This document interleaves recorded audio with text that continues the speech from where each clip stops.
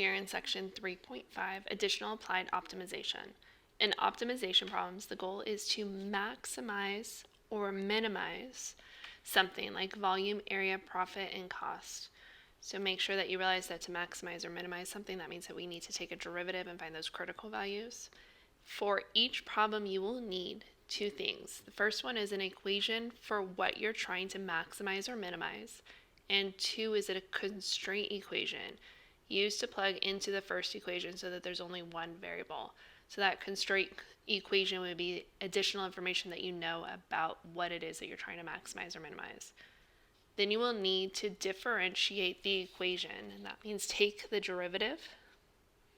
So take the derivative, find the critical values, again setting that derivative equal to 0 or where it's undefined, and then answering the question. Again, make sure you use that common sense check to make sure that it makes sense.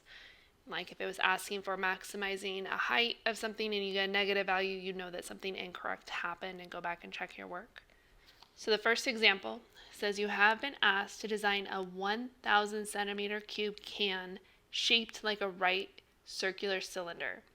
What dimensions will be using the least material? So the first thing is we're dealing with a right circular cylinder, which is a can.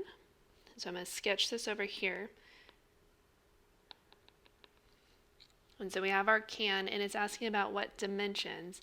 The dimensions that define our can would be the height. So height and radius of that can. So putting that on there. So I'm going to use H and R for this. We also know that we have been given a volume, and that volume is 1,000 centimeters cubed. And it's asking for what dimensions will use the least material. So using the least material means that we want to talk about material to make this can, and that's going to be our surface area. And we want to use the least of this, so we want to minimize it. So we need to come up with two equations. So the first equation is what we're trying to maximize or minimize, and that's going to be our surface area. And so the surface area of a can is going to be, and we have our top circle and a bottom circle, and then if you were to cut the can down the side through that height and open it up, you'll notice that it would be just a rectangle. And so our surface area is going to be adding up the area of the circle, and the area of a circle is pi r squared. We have two of those. So we have 2 pi r squared plus the area of this rectangle, and this is going to be h here for the height. And then the length of this is going to be the circumference, which is going to be 2 pi r. And so the area is going to be 2 pi r h. So adding in 2 pi r h. And so this is what we have. Again, we want to minimize our surface area. And notice that we have two variables. We have r for the radius and h for the height. And the goal is now to use the other information that we've been given to come up with another equation and be able to eliminate one of these variables by substituting that equation into our surface area formula. So the other thing that we know is volume. And the volume of a can, and if you don't know this, you can always look it up. On an exam, I would give you this information. But this is pi r squared h for the volume. And we know that our volume is going to be 1,000 centimeters cubed. It's not changing. So I'm going to substitute that in for V. And then from here, I'm going to solve this for H. And the reason why I'm choosing to solve this for H is because my surface area that I want to minimize has just one H versus having an R squared and an R. So solving this for H, we get H equals 1,000 over pi R squared. And so now what I'm going to do is I'm going to take my surface area formula, which is 2 pi r squared plus 2 pi r h, and instead of h, I'm going to substitute this in for h. And so we have 1,000 over pi r squared. And then from here, I'm going to clean this up. So we have 2 pi r squared plus, and you'll notice that one of your r's will reduce out, your pi will reduce out, and then we're going to end up with 2,000. And we have an r left over in the denominator, but I'm going to write this as 2,000 r to the negative first because that makes it easier for me to take a derivative since I know I need to minimize this. So taking the derivative of my surface area, which is now just in terms of r for our radius, I'm able to take the derivative with respect to r, and we get 4 pi r, and then taking the derivative here, we get negative 2,000 r to the negative second. And again, to find our critical values, we're going to set this equal to 0. So to solve this, I'm going to add 2,000 r to the negative second to the other side, and then also rewrite it with the r to the negative second as a positive exponent. So this is going to be 4 pi r equals 2,000 over r to the positive second power. And then to solve this, I'm going to multiply both sides by r squared. And so we have 4 pi r cubed equals 2,000. And then I'm going to divide by 4 and also divide by pi. So we get r cubed equals, and then 2,000 divided by 4 is going to be 500 over pi. And then we need to take the cube root of this. And so we're going to get r equals, and the cube root doesn't get a plus or minus, but 500 over pi. And so as a decimal, r is approximately 5.42, and our units that we're measuring this in is centimeters. So centimeters. And then we need to check to make sure that this is a minimum here. And so in order to do that, our radius has to be positive. So I'm going to start it at 0 and just say it goes on forever, even though it couldn't, since we have a limit of 1,000 centimeters cubed for our volume. I'm going to put our critical point, which is 5.42, on here. And then substituting in to our derivative, I'll check something smaller, I'll substitute in 1. Something larger, I'll substitute in 10. And then substituting in 1 and 10 into my derivative, which I'll circle over here on the left. For substituting in 1, we do get a negative number, so it would be decreasing. And then substituting in 10, we do get a positive value, so it is increasing. So it changes from decreasing to increasing at 5.42. Thus, it has a minimum.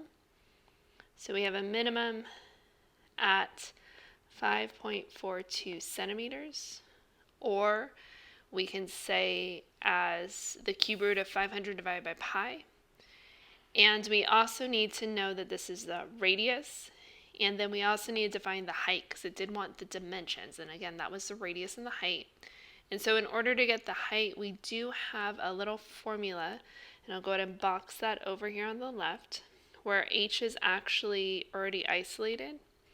And so h equals 1,000 over pi r, which we got is 5.42 squared. And so we're going to go ahead and substitute that in and work that out, and we get it's approximately 10.84 centimeters for our height. So what we just came up with was saying that we have a specific size of a can that we need to create that needs to hold 1,000 centimeter cube of a liquid or whatever it is, hair gel, something. And we need to come up with the dimensions of radius and height. And so that would use the least amount of material, so that way it keeps costs down for us when we make that can. And so those dimensions would be a radius of 5.42 centimeters and a height of 10.84 centimeters. We are going to go ahead and circle, and we'll look at this one together in class. The next example says a cylindrical can be constructed to hold a fixed volume of liquid. The cost of the material needed for the top and the bottom of the can is 3 cents per square inch, and the cost of the material used for the curved side is 2 cents per square inch. Use calculus to derive a simple relationship between the radius and the height of the can that is least costly to construct. So very similar to what we just did. And so for this, we need to come up with our cost for our can. So going ahead and drawing our can again over here on the right. And we need to come up with a relationship between our radius and our height. And so again, remember we have the top circle and the bottom circle, and the center is going to be a rectangle. And so we need to have our fixed volume for this. Little different from the previous one, which gave us an actual value for that. This time we just know that it's fixed. That means it's not changing. So we know the area of a circle is pi r squared. And then the area of this rectangle that has one side is h and the other one is 2 pi r, as 2 pi r h would be our area. And so this is talking about cost, so a little bit different from the last one, since the top and the bottom of this can cost more than the curved sides. And so our total cost, and I'm going to say C, which is our cost, is going to be the top cost plus the bottom cost plus the sides. And we need to add this all up.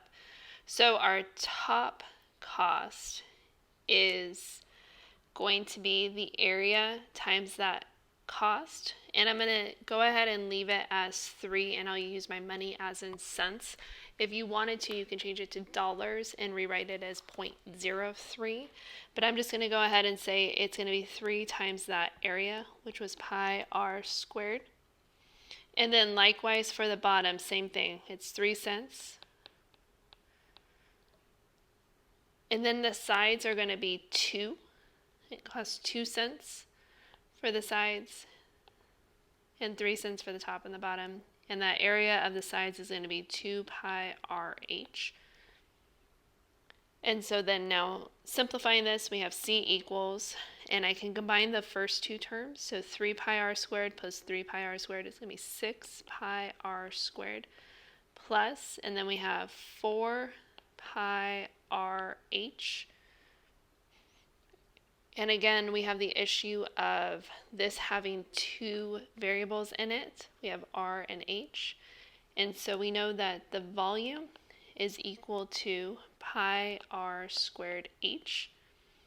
And v, our volume, is fixed, meaning that it's not a variable, it's a constant. So I'm going to go ahead and solve this for h again. And so substituting this into our cost function that we just came up with, we're going to have 6 pi r squared plus 4 pi r, and then h. Instead of h, we're going to write v over pi r squared. Again, simplifying this, we can reduce certain things out. And this simplifies to 6 pi r squared plus, and we're going to have 4v over r, or 4vr to the negative first. And since our cost is what we want to minimize, because it does say least costly, so this is what we wanted to minimize. So minimize C. We need to take the derivative. And taking in the derivative with respect to r, we get 12 pi r minus 4vr to the negative second. And remember that v is just a constant. Think of it as a number like 3. And in order to find our critical points, we need to set this equal to 0 and solve this. And so we have 12 pi r equals 4v over r squared.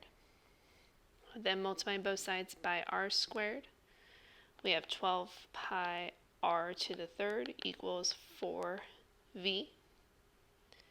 And again, we're solving this for r. So I'm going to divide both sides by 12 pi, and we get r cubed equals v over 3 pi. Taking the cube root, we do get r equals the cube root of v over 3 pi. And again, remember that you do not put a plus or minus with this. That's only with even roots. And so we know this, and we are able to show that this is a minimum. And it's a little difficult, not like the last one where I was able to select numbers to plug in. So another way to do this, and to see that you actually have a minimum here, is to look at the second derivative. So I'm going to look at the second derivative.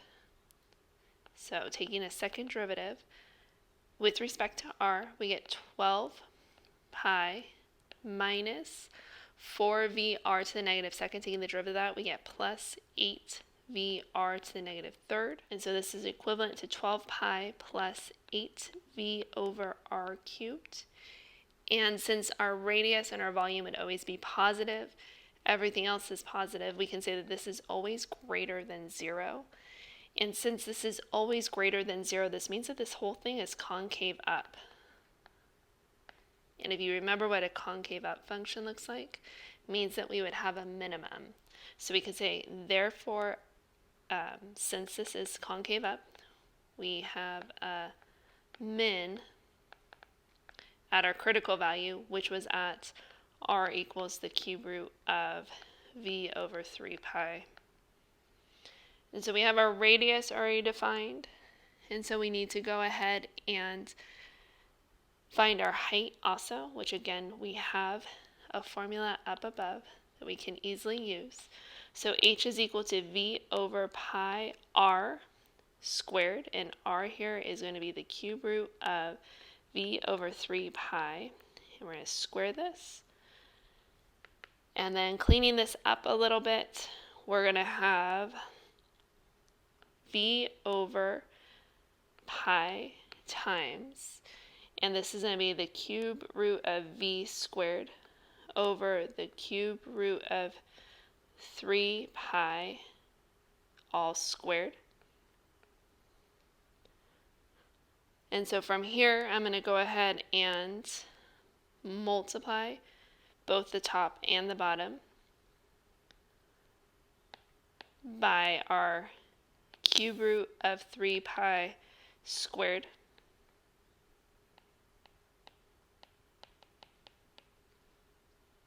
And so we're going to end up with v times the cube root of 3 pi squared over, and then again these would reduce, and so then we have pi, and then we have v, and I'm going to rewrite this not as a radical, but instead as 2/3. And this one's of the first power in the numerator. And remember, using your exponent rules, you're able to subtract these.